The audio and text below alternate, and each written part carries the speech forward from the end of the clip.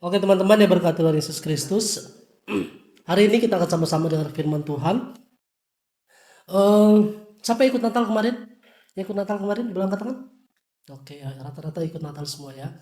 Nah teman-teman yang berkati Tuhan Yesus Kristus, bulan Desember ini kita identik dengan kita belajar, kita mendengar firman Tuhan tentang kasih Tuhan, kebaikan Tuhan, yang Tuhan sudah berikan dalam kehidupan kita, yang Tuhan nyatakan bagi setiap kehidupan kita. Kita yang dulunya seharusnya kita masuk neraka, tapi karena Tuhan menyelamatkan kita, yang seharusnya masuk neraka dipindah, ditebus, dan kita boleh masuk ke surga. Ada keselamatan yang Tuhan beri di dalam setiap kehidupan kita sebagai anak-anak Tuhan. Nah sebab itu sebagai anak Tuhan tentunya kita bersyukur dengan setiap apa yang Tuhan sudah kerjakan di dalam kehidupan kita. Contohnya gini, ketika Abed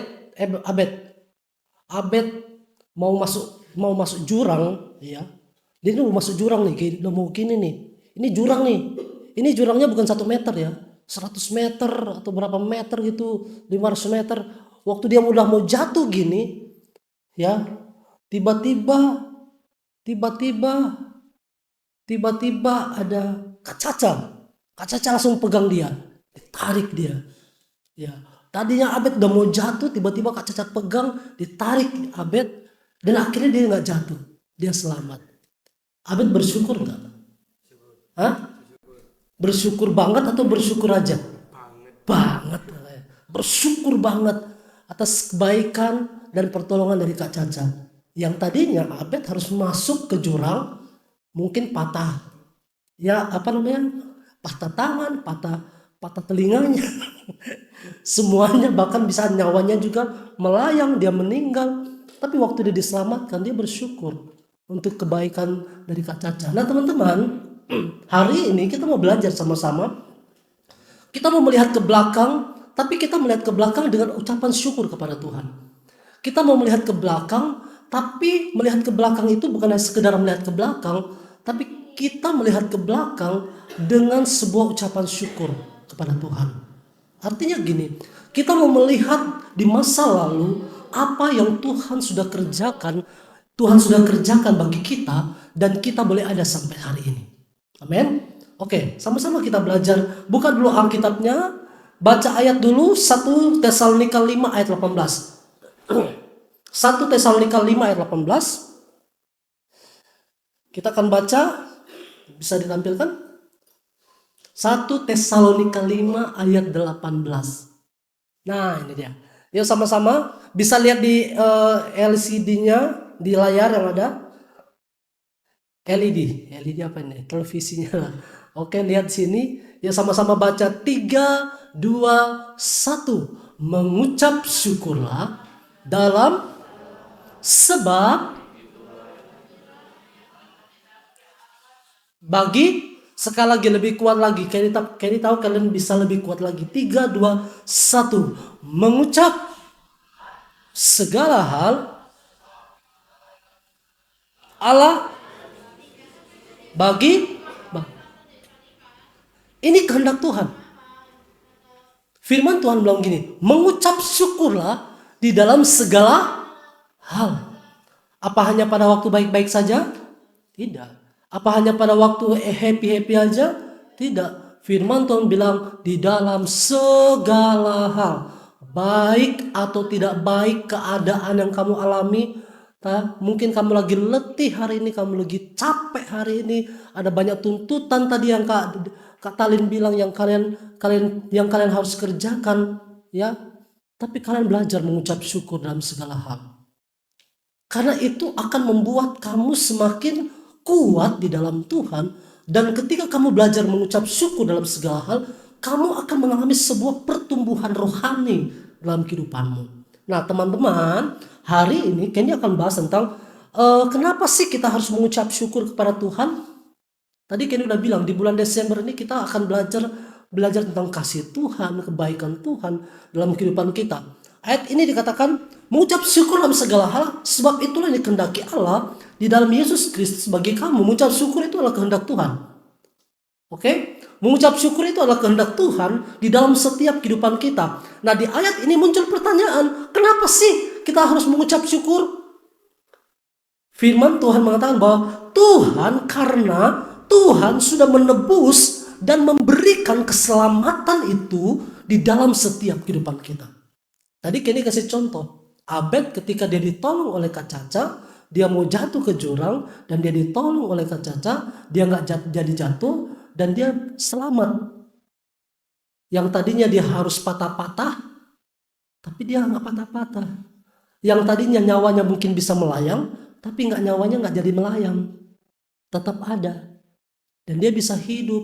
Abed bersyukur banget, dia bilang. Sama juga dalam kehidupan kita. Kita ada, kalian ini ada, Kak Endi ada sampai hari ini, itu karena Tuhan. Seharusnya kita itu ada, seharusnya kita ini manusia mengalami namanya penghukuman. Karena dosa, ya karena kejatuhan manusia pertama itu Adam dan Hawa telah jatuh dalam dosa, manusia selanjutnya itu seharusnya berdosa dan tidak ada keselamatan. Tetapi karena Tuhan mengasihi kita, maka Tuhan memberikan keselamatan itu bagi setiap kehidupan kita sebagai anak-anak Tuhan. Kita mau lihat ke belakang atau kita melihat di masa lampau, seharusnya manusia itu tidak masuk surga. Ya, tidak masuk surga. Kenapa? Karena manusia, tadi kayak dibilang, manusia sudah jatuh dalam dosa. Sudah jatuh dalam dosa. Tetapi karena kasihnya Tuhan, ya, karena kasihnya Tuhan, maka manusia itu diselamatkan. Coba buka lagi Yohanes 3. Ini kita udah bahas dari bulan yang kalau salah bulan kemarin ya. Yohanes 3:16. Yohanes 3:16. Demikian firman Tuhan, kalian bisa perhatikan di Alkitabnya, di layar ini bisa juga. Karena begitu besar kasih Allah akan dunia ini, sehingga ia telah mengaruniakan anaknya yang tunggal, supaya setiap orang yang percaya kepadanya tidak binasa, melainkan beroleh hidup yang kekal. Firman Tuhan mengatakan, karena begitu besarnya kasih Tuhan bagi kita manusia, yang tadinya kita harus mati dalam dosa, yang seharusnya kita tadi dihukum karena pelanggaran dan dosa-dosa kita. Tapi firman Tuhan mengatakan, karena begitu besar kasih Tuhan bagi kita manusia, bagi kamu semua, bagi Kenny juga, sehingga penghukuman itu tidak diberikan buat kita. Tuhan mengasihi kita dan menyelamatkan kita. Tuhan mengasihi kita dan menebus kita dari lumpur dosa, dari penghukuman itu sendiri. Kita mau lihat ke belakang apa yang Tuhan sudah berikan, apa yang Tuhan sudah kerjakan di atas kayu salib. Dia mati, Yesus mengorbankan nyawanya untuk kita semua. Bersyukur enggak? Bersyukur? Kita bersyukur buat semuanya itu.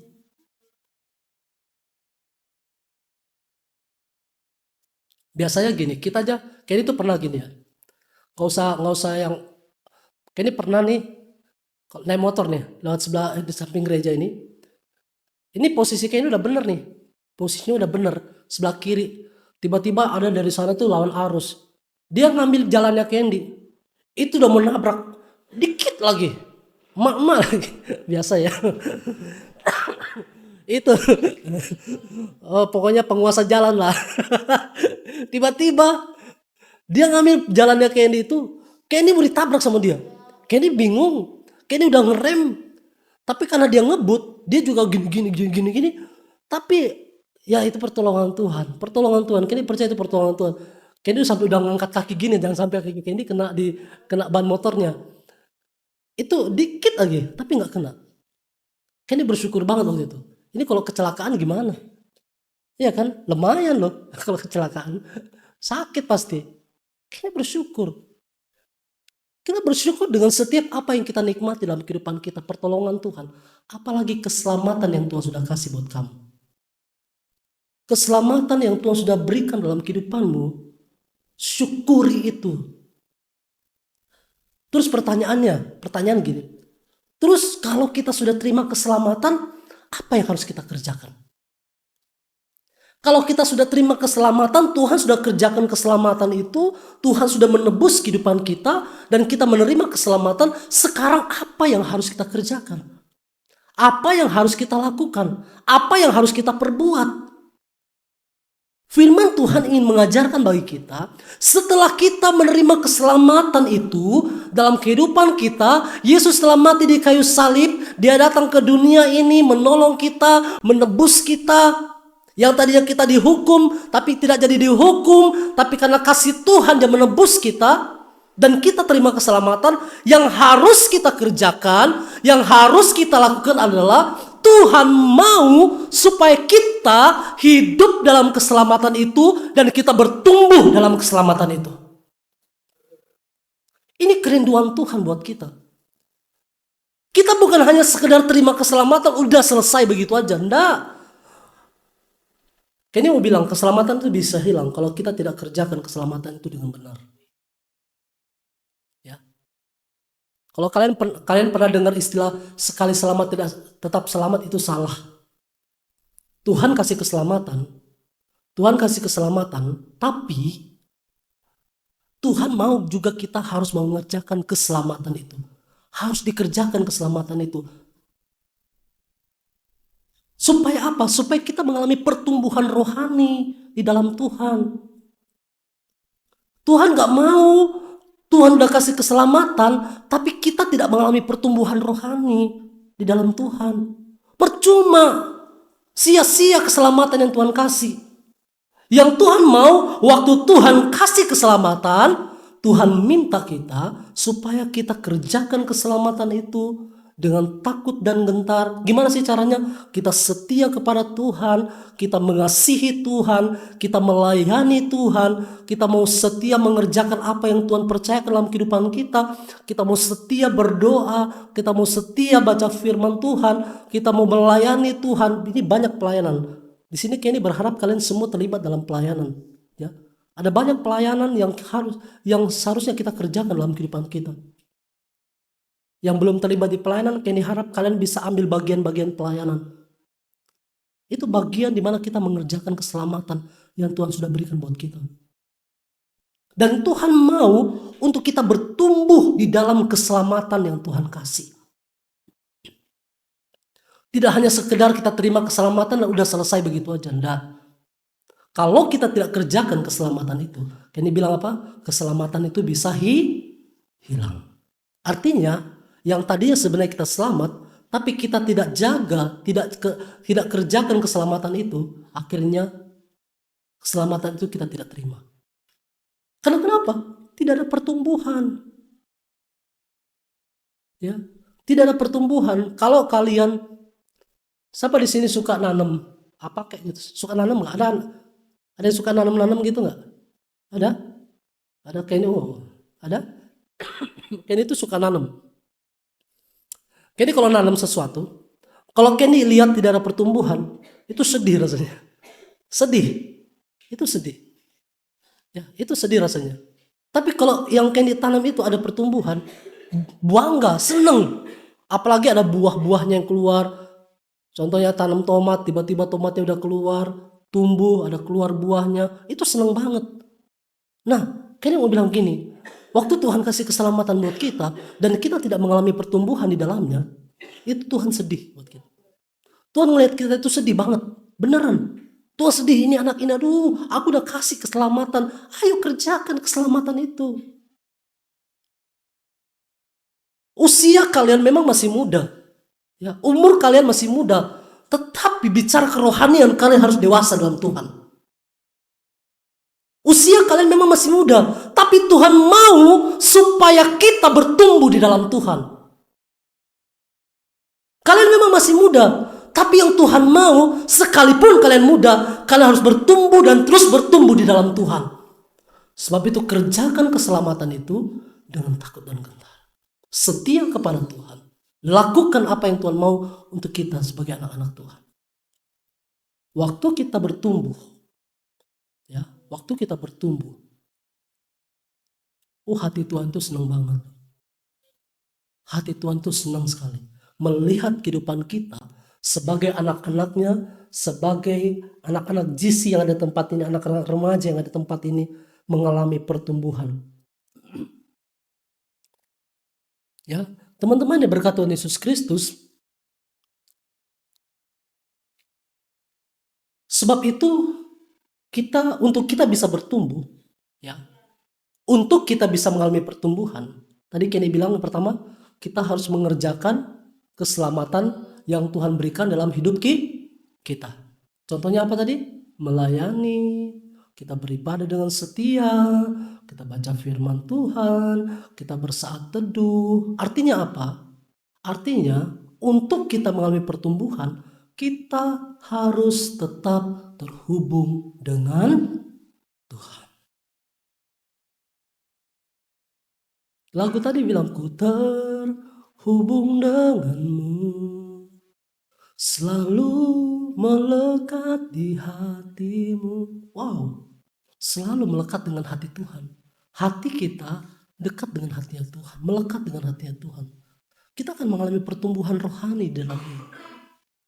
Makanya kan dibilang, waktu kita diajak, ayo beribadah, ayo berdoa, ayo melakukan semua yang kita dengar mungkin diajak. Jangan, nanti aja lah.